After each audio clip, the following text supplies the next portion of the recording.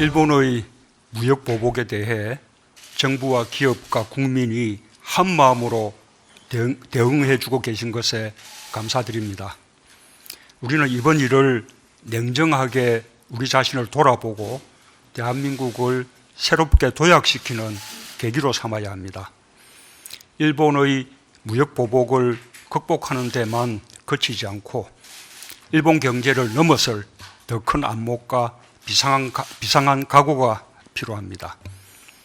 부품 소재 산업의 경쟁력을 획기적으로 높이는 것과 함께 경제 전반의 활력을 되살리는 폭넓은 경제 정책을 병행해 나가야 하겠습니다. 당장 이번 추경에 이어 내년도 예산 편성에서부터 그와 같은 정부의 정책 의지를 충분하게 반영해 주기 바랍니다. 또한 우리 경제의 가장 큰 장점인 역동성을 되살리고 더욱 키워야 합니다. 이미 우리나라는 세계 최고 수준의 정보통신 기술을 갖춘 IT 강국이며 혁신 역량에 있어서도 세계적으로 높은 평가를 받고 있습니다.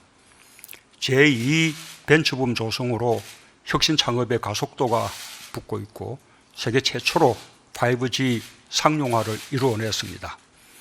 우리가 미래 먹거리로 삼은 시스템 반도체, 전기차와 수소차, 바이오 헬스 등 신산업 분야도 괄목할 만한 성장을 보이고 있습니다. 한편으로 신남방 정책과 신북방 정책을 통해 수출입을 다변화하는 등 우리의 경제 영역도 빠르게 넓어지고 있습니다. 이와 같이 혁신 성장에 박차를 가하고 우리 경제의 외연을 넓히는 것이 근본적인 해결책이라고 믿습니다. 일본은 결코 우리 경제의 도약을 막을 수 없습니다. 오히려 경제 강국으로 가기 위한 우리의 의지를 더 키워주는 자극제가 될 것입니다. 이번 일을 겪으며 우리는 평화 경제의 절실함을 다시 한번 확인할 수 있었습니다. 일본 경제가 우리보다 우위에 있는 것은 경제 규모와 내수 시장입니다.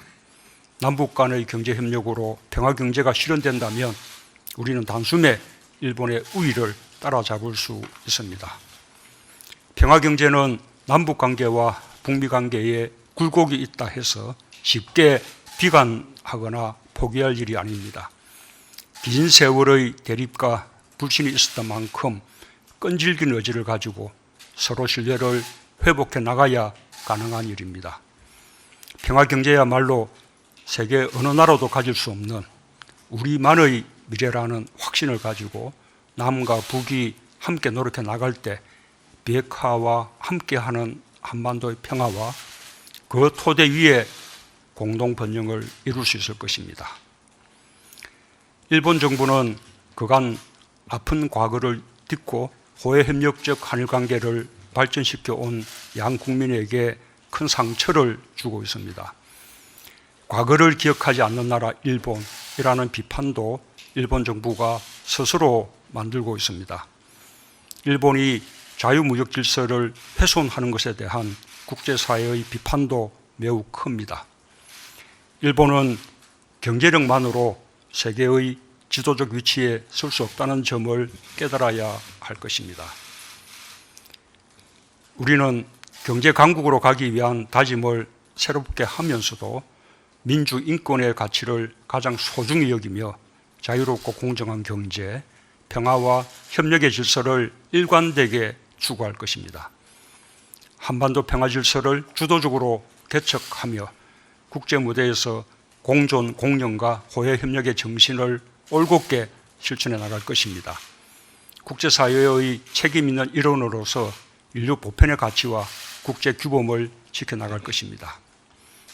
대한민국은 도덕적 우위를 바탕으로 성숙한 민주주의 위에 평화국가와 문화강국의 위상을 더 높이고 경제강국으로서 새로운 미래를 열어나갈 것입니다. 우리 정부는 담대한 목표와 역사적 소명의식을 가지고 임하겠습니다. 국민들께서도 자부심과 자신감을 갖고 승리하는 대한민국의 미래를 여는데 함께해 주시기 바랍니다.